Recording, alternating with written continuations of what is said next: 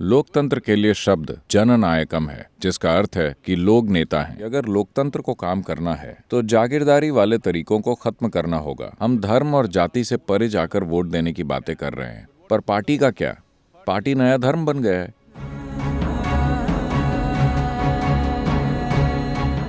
सदगुरु प्रणाम। मैंने आज सुबह एक संदेश देखा जो मुझे आपका ट्वीट लगा। नकली समाचार के इस युग में हम कह नहीं सकते कि ये आपका ट्वीट था या नहीं। इसमें कहा गया था कि आपने धारा 370 हटाने का सुझाव दिया है।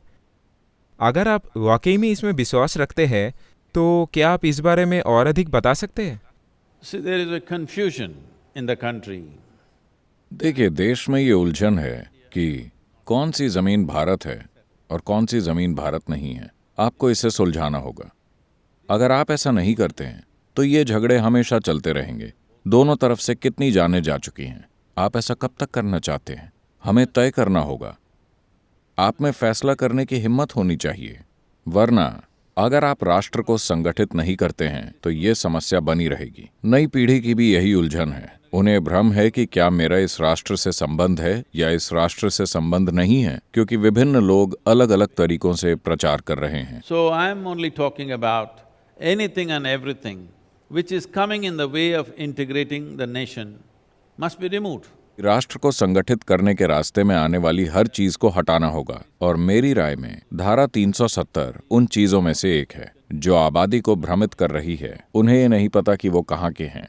सद्गुरु, मेरा सवाल नशीले पदार्थों के बारे में है। क्या आपको लगता है कि अगर नेताओं को नशीले पदार्थ दिए जाए तो हिंसा को रोकने में मदद मिलेगी?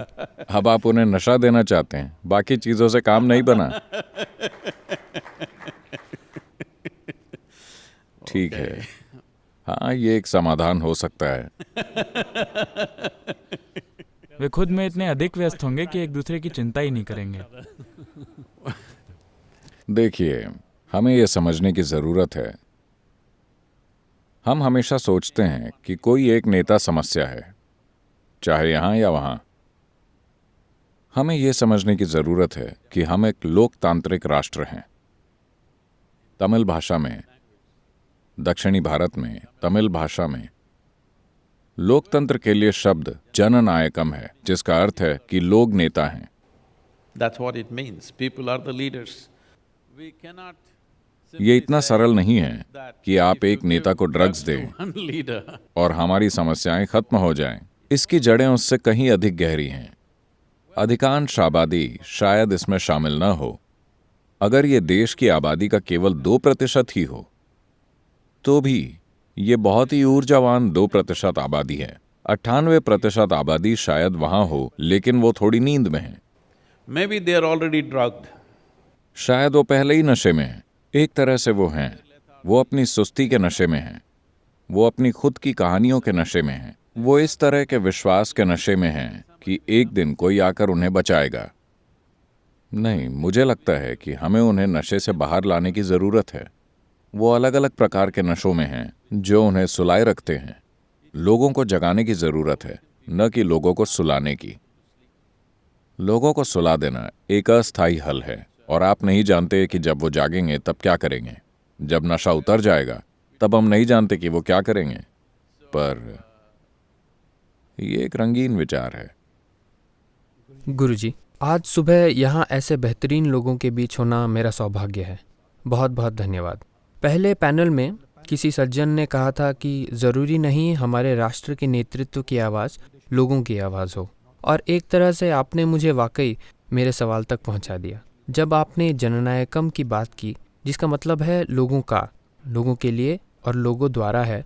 इसलिए एक तरफ हम लोगों को सशक्त बनाने के लिए ऐसे निर्णय लेने की बात कर रहे हैं जिनसे राष्ट्रों को फ़ायदा होगा, लेकिन ये वही लोग हैं जो बड़े पर्दे पर एक काल्पनिक चरित्र के चित्रण पर असहनशील हो जाते हैं और सर काटने की धमकी देते हैं। मेरा प्रश्न है कि हम असहनशील क्यों हैं, और ये सीधे यूएई की सहनशीलता वर्ष से संबंधित है। मुझे किसी का सर काटने वाली बात समझ नहीं आई। ये पद्मावत विवाद से संबंधित है, वो अभिनेत्री। तो हम लोगों को सशक्त बनाने की बात कर रहे हैं, और हमारे सामने वही लोग छोटे छोटे मुद्दों को उठाते हैं जब हमारे सामने बड़े मुद्दे मौजूद हैं। देखिए, लोकतंत्र लोगों को कुछ विशेष अधिकार देता है, पर इसमें सभी लोगों के जिम्मेदारी भरे व्यवहार पर जोर देने की कोई खास व्यवस्था नहीं है।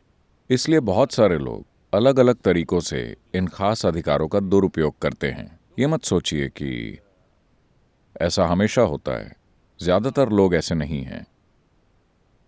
जहां तक नेताओं के लोगों का प्रतिनिधि होने की बात है, तो आमतौर पर तर्क ये होता है कि सिर्फ 60% लोगों ने वोट दिया है, जिसमें से वर्तमान नेता को केवल 31% वोट मिले हैं, तो वो देश का नेता कैसे हो सकता है? तो बचे हुए 40% लोग क्या कर रहे हैं? जब उन्होंने वोट ही नहीं दिया है, तो उन्हें टिप्पणी करने का भी हक नहीं है। तो अगर ये आपके लिए मायने रखता है, तो आपको वोट देना चाहिए। ये एक विशेष अधिकार है, आपको ऐसा करना चाहिए।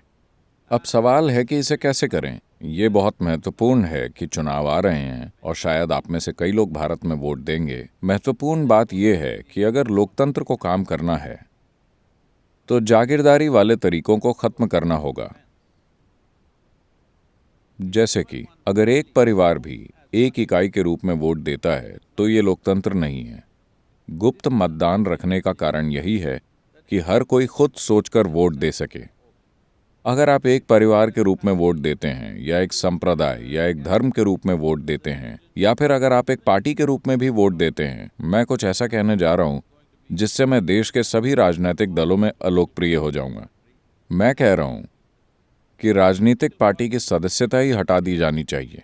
ऐसा कुछ नहीं होना चाहिए, क्योंकि मैं विशेष रूप से अमेरिका में देखता हूं, अगर आप किसी से पूछें तो वो कहता है कि मैं एक रिपब्लिकन हूं। क्यों? मेरे पिता एक रिपब्लिकन थे, मेरे दादा एक रिपब्लिकन थे, इसीलिए आपका वोट पहले से ही तय है। ये जागीरदारी वाला तरीका है। इसमें लोकतंत्र कहाँ है? हम भी तेजी से वैसे बन रहे हैं। हमारे देश में शुरुआत में ऐसा नहीं था, लेकिन अब हम तेजी से वैसे बन रहे हैं। मुझे लगता है कि ये राजनीतिक सदस्यता नहीं होनी चाहिए। एक सीमा होनी चाहिए। अगर उन्हें पार्टी चलाने के लिए थोड़े बहुत लोगों की जरूरत है, जैसे कि 500 लोग या 1000 लोग, तो उतने लोग सदस्य हो सकते हैं। आम जनता को सदस्य नहीं बनना चाहिए, क्योंकि वो पहले ही प्रतिबद्ध हो जाते हैं, जो अच्छी बात नहीं है। हर चुनाव में आपको मूल्यांकन करना चाहिए कि पिछले 5 वर्षों में क्या हुआ है, क्या कोई फायदा है, क्या हमें उन्हें एक और मौका देना चाहिए या नहीं। ये बात हर इंसान को तय करनी चाहिए।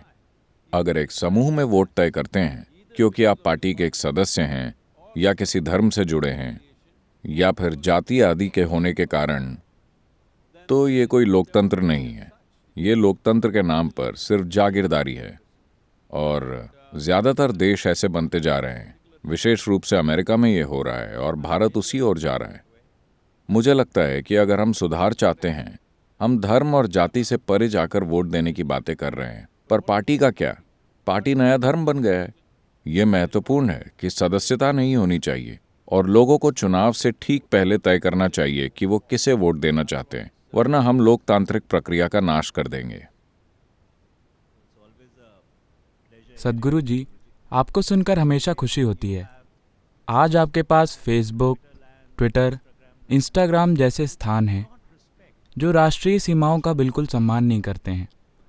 इसलिए जब हम देश की सीमाओं की बात करते हैं, तो क्या हम 19वीं सदी की सोच की बात कर रहे हैं जो पूरी तरह से पुरानी हो गई है?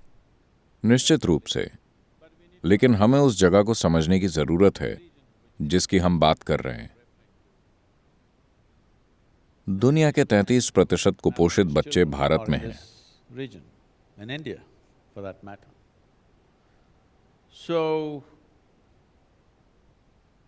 हमारी लगभग 1/3 आबादी 19वीं सदी में भी नहीं है, वो 18वीं या 17वीं शताब्दी में है। और जब वो उस हालात में है, तब हमारा 21वीं सदी की बातें करना जैसे कि सभी का जीवन वैसा हो, ये ठीक नहीं है। अभी आपको राष्ट्र की सीमाएं मजबूत करने की जरूरत है, क्योंकि इन्हें मजबूत किए बिना आप लोगों को संबोधित नहीं कर सकते। जब आबादी सुख समृद्धि के खास स्तर पर आ जाए, तब बेशक हमें इन सीमाओं को ढीला करना होगा। हमें यह समझना चाहिए कि सामाजिक विकास के अलग अलग स्तरों पर राष्ट्र निर्माण अलग अलग तरीकों से होता है। दुर्भाग्य से पहले 25-30 वर्षों में अगर हम एक विकसित राष्ट्र बन गए होते, तो हम एक अलग बात कर रहे होते, मैं निश्चित रूप से एक अलग बात बोल रहा होता। लेकिन मेरा 70% कार्य ग्रामीण भारत में है। और हम किस 21वीं सदी की बात कर रहे हैं? 21वीं सदी की बात हम सिर्फ तब करते हैं जब हम बैंगलोर, मुंबई जैसी जगह पर हो। जब हम गाँव में होते हैं, हम 18वीं सदी की बातें करते हैं। यही हालत है उन लोगों की। So, तो जब हम somewhere, देश की 100% आबादी के बारे में एक साथ कुछ नहीं कर पा रहे, तो कम से कम बुनियादी पोषण का सुधार तो होना चाहिए। सिर्फ तभी हमें सीमाओं को खोलने के बड़े विचारों की बातें करनी चाहिए। सबसे पहले भारत, बांग्लादेश, पाकिस्तान, नेपाल, श्रीलंका, अगर उनमें आर्थिक रूप से थोड़ी बहुत समानता हो तो सीमाएं खोलना कारगर होगा। वरना जब असमानता बहुत भारी हो और आप सीमाएं खोल दें तो उथल पुथल होगी और हर हाल में संघर्ष होगा। इसीलिए मैंने कहा कि अगर आर्थिक सीमाओं को ढीला करें, राजनीतिक सीमाओं को कड़ा रखते हुए आर्थिक सीमाओं को कुछ समय के लिए ढीला करें, क्योंकि अर्थव्यवस्था को बढ़ाए बिना, अर्थव्यवस्था के आकार को बढ़ाए बिना वाकई कोई समाधान नहीं है। क्योंकि एक छोटी रोटी को आप जैसे भी तोड़ें, उससे काम नहीं बनेगा। हमें इसे बड़ा बनाने की जरूरत है। जब अर्थव्यवस्था का आकार काफी बड़ा हो जाए, और इसके पर्याप्त बड़े होने के लिए इन राष्ट्रों को कम से कम आर्थिक तौर पर एक होकर काम करना होगा। at least there is some kind of loose union. अर्थव्यवस्था चलाने के लिए कम से कम ऊपरी तौर पर एक गठबंधन हो। उसके बाद हम देश की सीमाओं को ढीला करने की बात कर सकते हैं।